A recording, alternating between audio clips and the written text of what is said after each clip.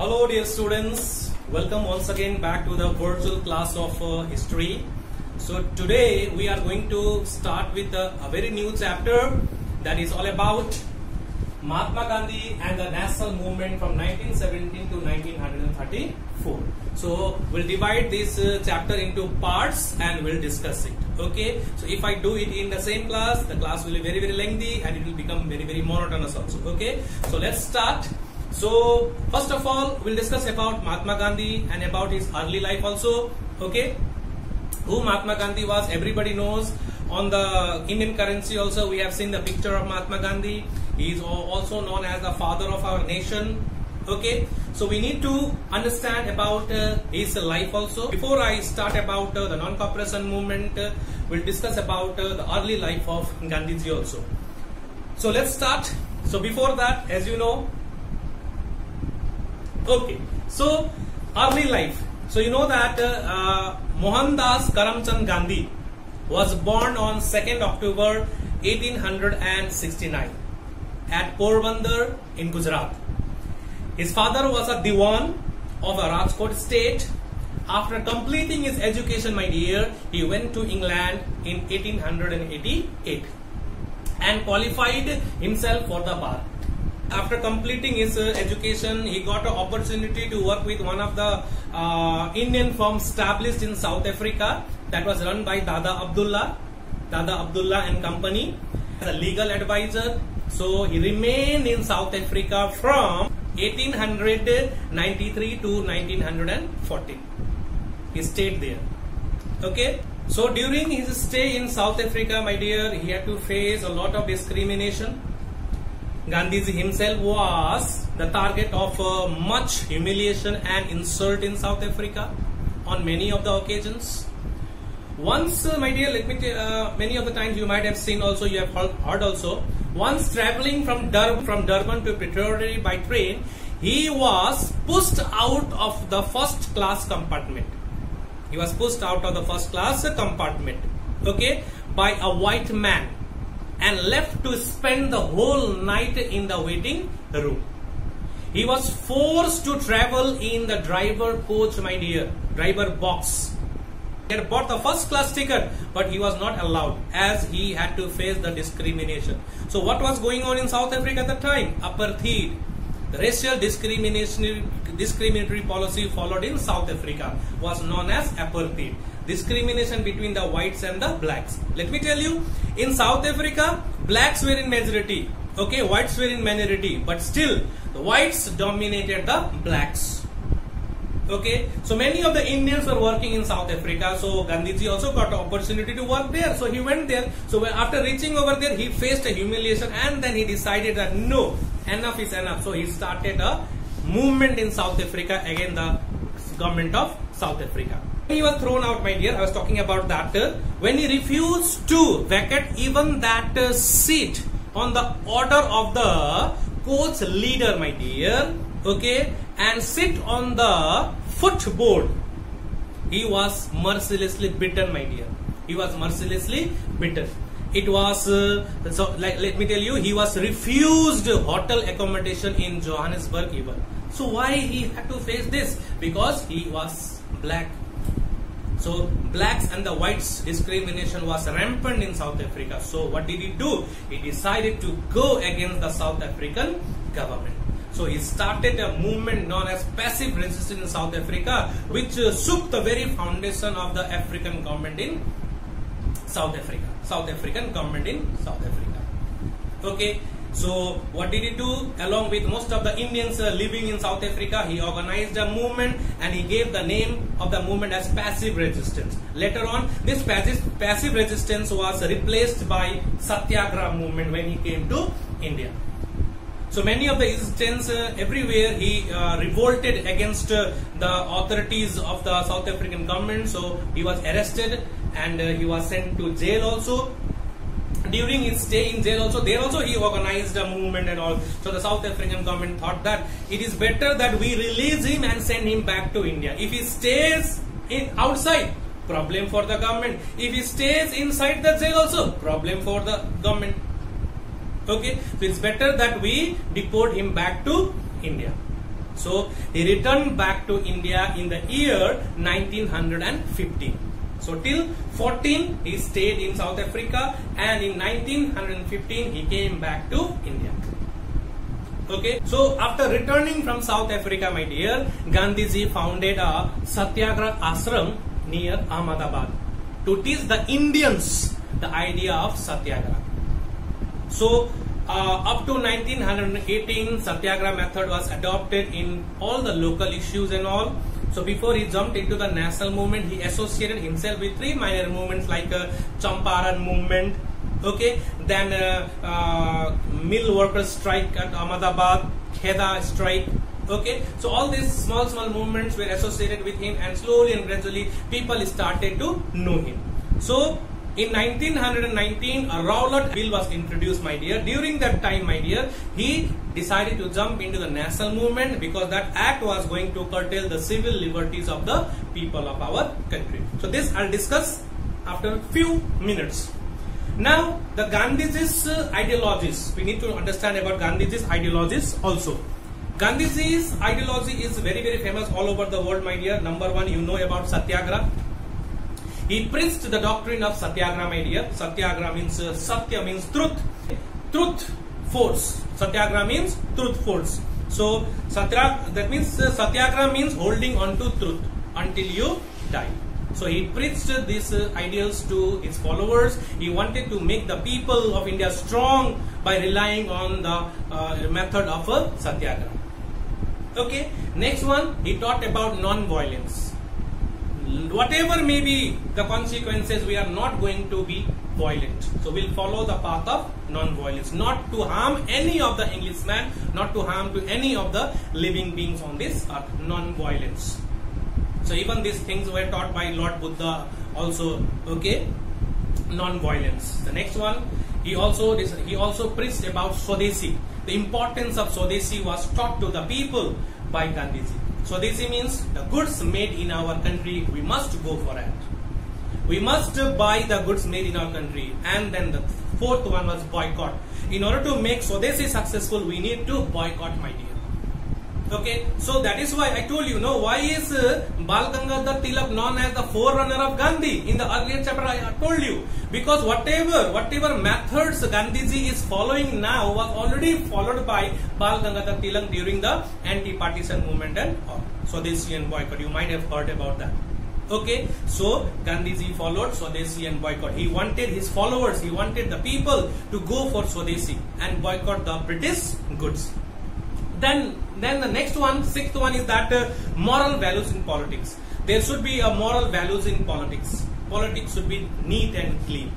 Okay, and the last one, social ideals. Social ideals means we need to give up untouchability. We need to unite all the people together. India belongs to everyone. We are not going to discriminate between the high class and the low class. So if we are going to free our country from the British rule, my dear, we need to bring all the people on the same platform and make them realize that this country belongs to you and we are fighting for us. We are not fighting for, that means one person. We are fighting for the entire country. We want freedom not only for me, for the entire people of the country. So they need to understand the value of freedom, my dear. That is why mass movement.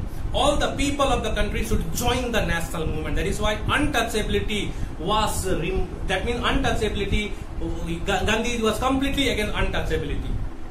So that let those people also be treated on the equal footing, my dear. So these were the ideals of Gandhiji.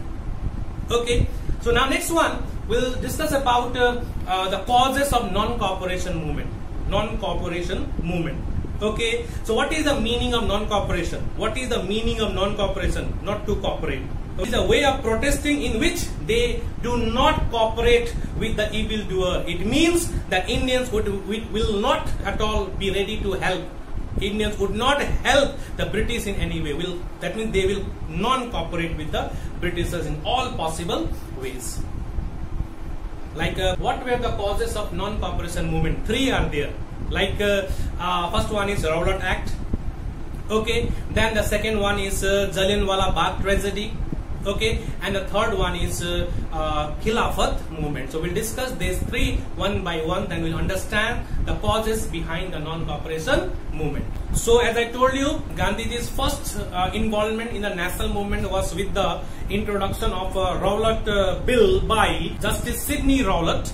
He was given the task to investigate the revolutionary crime and to recommend legislation how to empower the police personnel and the government. That is why he introduced a bill.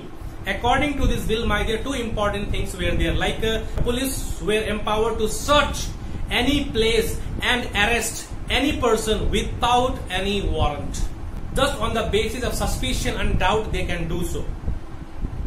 Okay, just on the basis of doubt and suspicion, they can arrest anyone. Okay, or they can search anybody's house without a warrant. Number two, that means number two, detention without a trial. Detention without a trial. Once you are arrested, you will be thrown into the jail without any trial. Like at present, suppose if anyone is accused, first trial takes place. Okay, trial will go on, and once it is decided by the judge whether the person is guilty or not, whether it is accused one is found guilty or not, then only punishment will be decided. But here directly arrested means you will be thrown into the jail. When you will come out, nobody will know. When you will come out, nobody. So that will create definitely panic among the Indians, my dear. Right? And Gandhiji was very much worried that this act, he described it as a black act, my dear. So he even remarked, my dear, that this bill or act will be like this: no appeal, no vakil, and no law. No appeal, no vakil, no law. That is why Gandhiji opposed the bill from the very beginning. Okay, and this he opposed in the sense that without taking the people into confidence, without talking about the people's opinion. Okay, this bill was introduced by the government of India, British government. So his call for Hartal was observed all over India. So what did he do? He called for a Hartal everywhere throughout the country to protest against the Rowlatt bill, and he gave the name Rowlatt Satyagraha. So he called for a Rowlatt Satyagraha in a peaceful way. Okay, but situation become little bit tense and violent in Bombay. Okay, even in Ahmedabad also violence broke out. Okay, so during the phase of this movement started by Gandhiji, known as Rowlatt Satyagraha, my dear. So as I told you that along with Gandhiji, my dear, leaders like Dr. Satyapal Khichlau and all, okay, Dr. Khichlau, Dr. Satyapal, okay, were arrested on 10th of April 1919. Okay, just remember this date, 10th of April 1919. You have to remember this date, 10th of April 1919. Okay, 11th of April, my dear, as the situation was going out of control, my dear, on 11th of April 1919, okay, General Dyer, my dear, arrived in the town and he announced a martial law in the entire state, army law. Okay, and he also warned the people that from today onward you are not allowed to gather and hold any of the meetings. Okay, on 11th. Okay, but in spite of the warning given by General Dyer, my dear, on 13th, you see here this date, 13th of April 1919, my dear, people gathered in a Jallianwala Bagh in defiance of order given by General Dyer. Okay, so General Dyer came to know about this, that in spite of my warning, people have gathered in a Jallianwala Bagh. So he marched with his troops to Jallianwala Bagh. Was a garden, my dear. Bagh means garden. Okay, it was surrounded by tall walls, and on the other side of the walls, tall buildings were there, and only one entry point was there. Only one entry point was there, and that was the exit point itself. Okay, so General Dyer reached there with his troops, stood in front of the entry point, okay, in a line, okay, and ordered his soldiers to fire upon the unarmed people who were holding meeting over there. Without any warning, my dear, let me tell you, it is something we can say that in the history of India, a massacre took place in our country, my dear. We cannot forget that. Okay, large number of peoples were killed. So General Dyer ordered the soldiers to fire upon the people, and these soldiers, my dear, they fired until the last bullet of their guns got exhausted. They kept on firing and firing. Okay, whoever wanted to climb the wall and go to the other side, the guns were moved towards that direction, and they were shot there, my dear. So this type of merciless act, my dear, was committed by General Dyer, my dear. Okay, so that came to be known as Jallianwala Bagh tragedy. Jallianwala Bagh tragedy. We cannot forget that incident, my dear. Okay, so as per the records, my dear, as per the official record, 379 were killed. Okay, and several thousands were wounded. That was the official figure, but the real figure was much more higher than that. Okay, it was like 1,000 innocent demonstrators were killed and many more were wounded. So you can see even today, my dear, the official figure is very less than the actual figure. Massacre took place in the year 1919 on 13th of April 1919. So that day we cannot forget it, my dear. A memorial has been built over there in Jallianwala Bagh. So this is the picture you can see here. Okay. Now the third one we'll discuss over here is that about Khilafat movement. So we're discussing about the causes of non-cooperation movement. The first one, Rowlatt Act, was passed in order to curtail the civil liberties of people. Okay, Jallianwala Bagh tragedy, as I told you right now. Okay, now the Khilafat movement. What was Khilafat movement? Okay, you know that Turkey, the rulers of Turkey were known as Khalifas, and those Khalifas were regarded as the religious head of the Muslims, and even it is regarded as the successors of Prophet Muhammad were known as Khalifas. Okay, but in the First World War, my dear, in the First World War, Turkey was on the side of Central Powers. Okay, that was Turkey sided with German side, and as the result of the First World War was not in favor of Turkey, they were defeated, so they had to sign a treaty. Germany had to sign a Treaty of Versailles. Altogether 5 treaties were signed.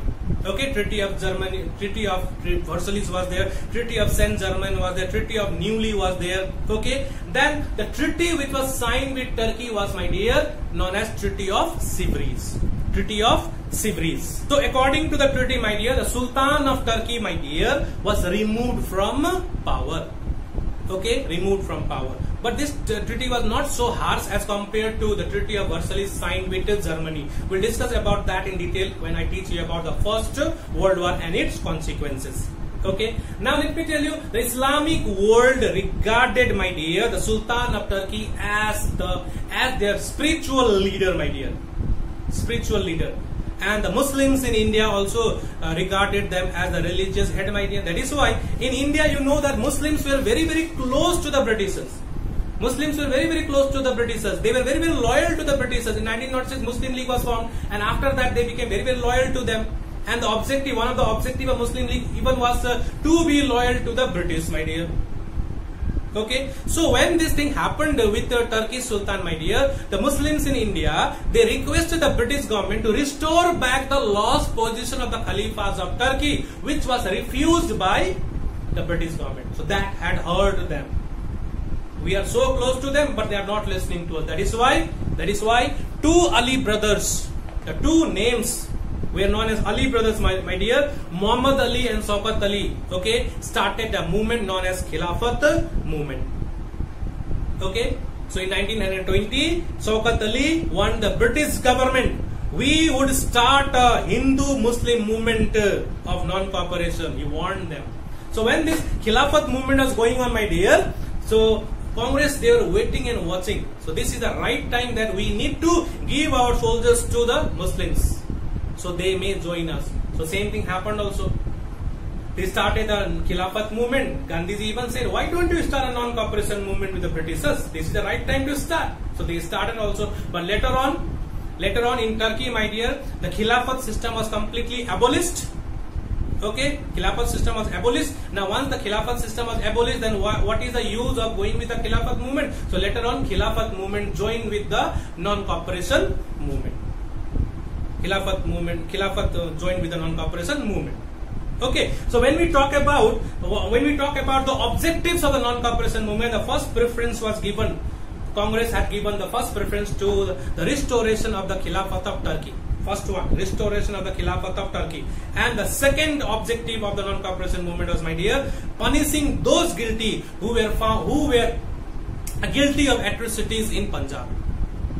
Number 2. And the third one, attaining Swaraj for India. So these were the three main objectives of non-cooperation movement. These were the three important objectives of non-cooperation movement. Okay, children? So, now next one. What were the programs of non-cooperation movement? 1. Boycott the Legislative Council election. Okay, as per the Government of India Act 1919, which is also known as Montague-Chelmsford Reform, election was to be held in our country, which was boycotted by the Congress. Number 2, boycott of law courts by the lawyers. Number 3, boycott of government schools and colleges, boycott of British goods, surrender of titles. Okay, so along with the boycott and all, my dear, constructive work also has to be done side by side, like a Swadeshi program. Number 1, it popularized Swadeshi and Khadi by reviving the hand spinning and hand weaving. Number 2, establishment of national schools and colleges. Number 3, stress on Hindu-Muslim unity. Okay, and number 4, removal of untouchability and other measures for Harijans' welfare. Okay, and the 4th one, emancipation for the upliftment of women. So along with the boycott, we'll follow this also side by side. These were the programs of non-cooperation movement, my dear. So phase by phase, non-cooperation movement started. One by one, the lawyers like Chitrendra Das, C.R. Das, Motilal Nehru, they stopped going to the law courts and all. They boycotted the law court. School children and college students, they boycotted the schools and colleges, my dear. So they see goods, boycott of foreign goods were there. Boycott of schools and colleges. Okay, side by side, they promoted the use of khadi and all. Okay, so this movement continued. Okay, and finally on 5th of February, my dear, 1922, my dear, 5th of February 1922, in a place called Chauri Chaura. Let me tell you, a place called Chauri Chaura, a village in Gorakhpur district of Uttar Pradesh. Name of the village was Chauri Chaura. That was in a Gorakhpur district of Uttar Pradesh, my dear. Violence took place.